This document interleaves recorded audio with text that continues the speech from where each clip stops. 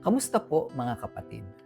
Pastor Ernie po ito at maligayang pagbabalik sa Journey in the Word, Walking with God, Everyday. Salamat sa muling pagsama ninyo sa ating paglalakbay sa salita ng Diyos. Dalangin ko na ang ilang minutong ito ay maging pagpapala at gabay ninyo ngayong araw. Kaya saan man kayo naroroon, nasa biyahe, nasa trabaho, naglalakad o nagpapahinga, halina't sabay nating pakinggan ang sinasabi ng Diyos sa pamamagitan ng kanyang salita. Sa ating Identity Check series, narito ang ikapitong tanong. Kailangan ko bang kaawaan? May mga araw ba na tahimik ka lang pero may tanong na paulit-ulit na umiikot sa isip mo? May nakakapansin pa ba sa akin? Gusto lang natin minsan na may magtanong, kamusta ka na? May makapansin ang effort natin at may magsabi ng salamat. Pero kapag paulit-ulit na parang walang nakakapansin at walang nagpapahalaga, nasasaktan tayo. At minsan naisip natin, ako na lang ba ng ako lagi? Bakit kapag sila ang may kailangan, nandyan ako? Pero kapag ako naman, parang wala nang may pakialam. At dito maaaring magsimula ang self-pity. Pero mga kapatid, hindi masama ang saktan. Hindi masama ang malungkot. Hindi ibig sabihin na kulang tayo sa faith kapag umiyak tayo. God sees our pain. Pakinggan natin ang sinabi ng psalmist dito sa Psalm chapter 42 verse 5. Why are you cast down, O my soul? And why are you in turmoil within me?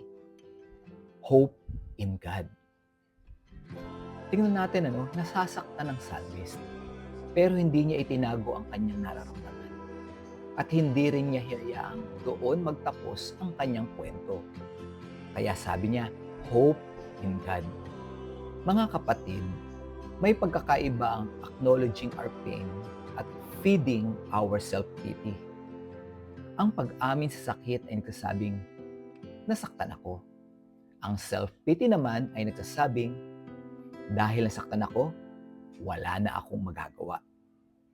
Ang isa ay dinadala ang sugat sa Diyos.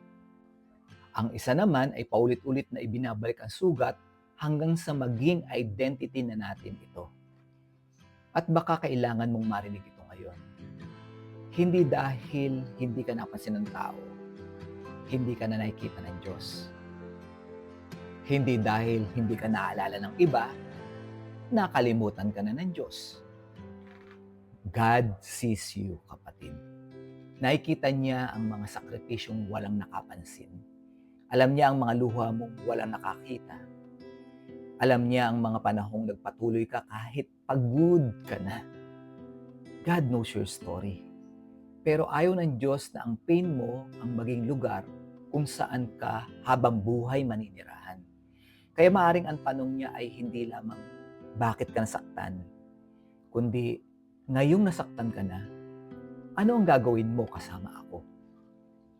Maaari mong sabihin, Lord, nasaktan ako. Habang sinasabi mo rin, Lord, nagtitiwala pa rin ako sa iyo. Iyan ang faith. Hindi ito pagpapanggap na walang sakit. Ito ay yung pagtitiwala sa Diyos habang masakit pa. Kaya kung may isang sugat kang paulit-ulit na binabalikan ngayon, dalhin mo iyon sa Diyos. Sabi mo sa Kanya ang totoo. Pero pagkatapos, itanong mo, Lord, ano ang gusto mong gawin ko ngayon? Baka forgiveness, baka humingi ng tulong, baka magtakda ng boundary, o baka kailangan mo lang bumangon at magpatuloy. Ano man ang susunod na faithful step, take it.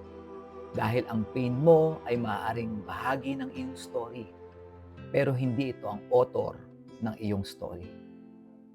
God is still at work. Kaya tandaan natin, self-pity says, my pain defines me. Hope says, God is not finished with me. Narito ang ating identity check. Hinahayaan ko bang ang aking pain ang maging identity ko? O dinadala ko ito sa Diyos at patuloy na umaasa sa Kanya? Amen po ba? Sige po, panalangin po tayo. Lord, Salamat po dahil nakikita mo ang aking mga sakit at alam mo ang aking kwento. Patawarin mo po ako sa mga panahong hinahayaan kong makontrol ako ng self-pity. Tulungan mo akong harapin ang aking sakit nang hindi nawawala ang pag-asa. Kapag pakiramdam ko ay hindi ako nakikita, ipaalala mo na nakikita mo ako. Kapag pakiramdam ko ay nakakalimutan ako, ipaalala mo na hindi mo ako nakakalimutan. Turuan mo akong dalhin sa iyo ang mga bagay na hindi ko kayang baguhin. Bigyan mo ako ng tapang na gawin ang susunod na tamang hakbang kahit po nasasaktan pa ako. At tulungan mo akong umasa sa iyo dahil ang aking pain ay hindi ang katapusan ng aking kwento. Ikaw po ay patuloy na gumawa sa aking buhay. Sa pangalan ni Jesus, Amen. Maraming salamat sa inyong pakikinig. At lagi nating alalahanin, ang tunay mong identity ay hindi nakabatay sa sinasabi ng mundo. Ito ay nakaugat sa sinasabi ng Diyos. Muli, ito po si Pastor Ernie at ito ang Journey in the Word, Walking with God Every Day. Hanggang sa muli po, God bless you.